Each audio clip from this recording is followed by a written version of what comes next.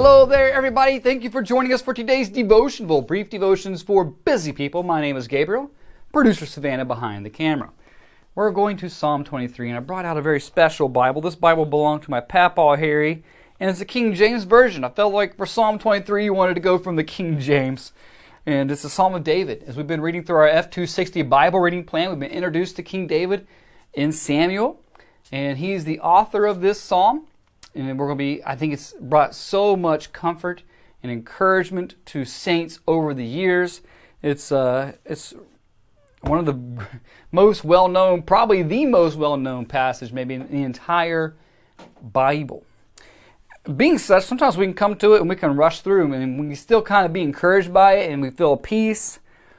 But we would do well to think about it, and maybe I would even encourage you to journal through this one, right? Maybe you know it so well, but to actually journal through it, to connect the heart to the mind and the will and how you should respond maybe in obedient faith.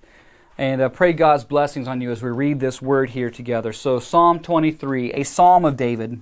The Lord is my shepherd, I shall not want. He maketh me to lie down in green pastures.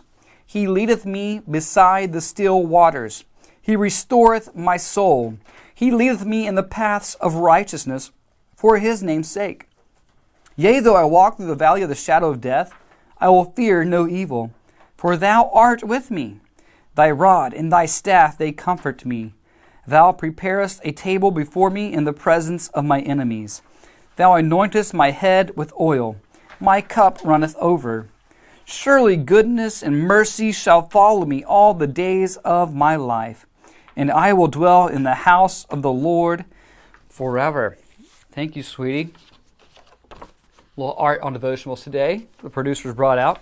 So as we think about Psalm 23, and there's so many, like we can think about, obviously, the Lord's protection, His provision. We can think about how He pursues us. We can think about His presence, being with Him.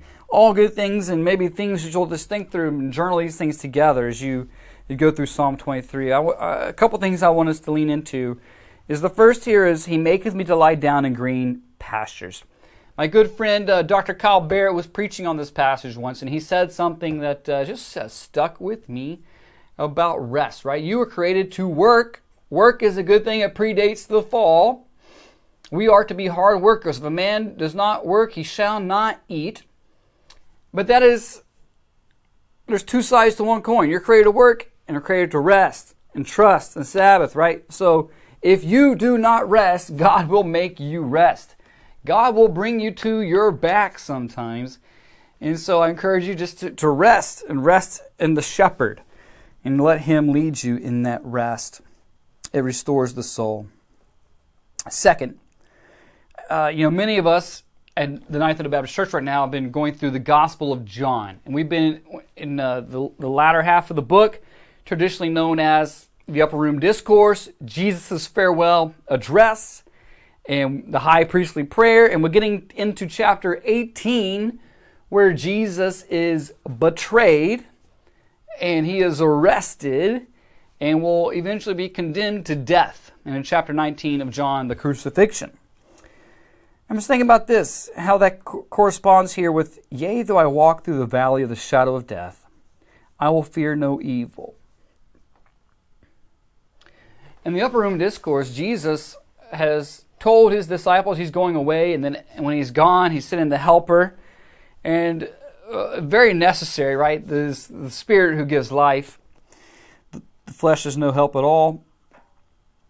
But it's like Jesus is not calling His disciples. He's telling them, hey, you're going to be cast out of the synagogues, dragged before kings. You're going to be put to death.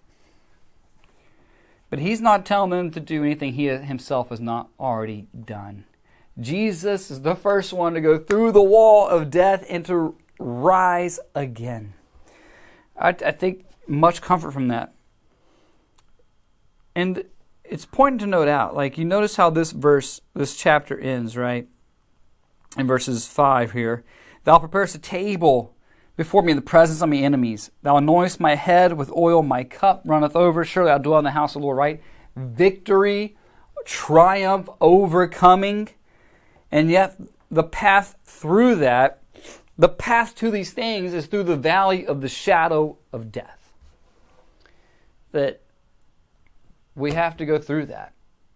Suffering, trials, tribulations, they are just marks of the people of God. Now there's a amount of suffering just because we live in this fallen world, but for the child of God, it does not mean that we're excluded, that we're exempt from suffering and tribulations.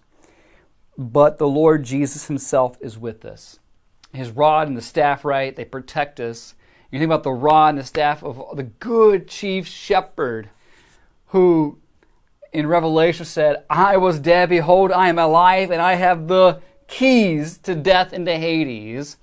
Jesus reigns victorious. So wherever he has you, saint, whether you're in the midst of a deep and dark valley or you are at a table surrounded by enemies, but the Lord is with you, and there he has prepared this banquet for you. He has anointed your head with oil. Your cup runneth over. Wherever you find yourself, it is in the good, loving, gracious providence of the shepherd who has you exactly where he wants you, and he is with you. And hold on to those promises, because his has said, his loving kindness, his covenant love pursues you all the days of your life to bring you safely to his kingdom, that where he is, you may be also. To God be the glory. Blessings on you today.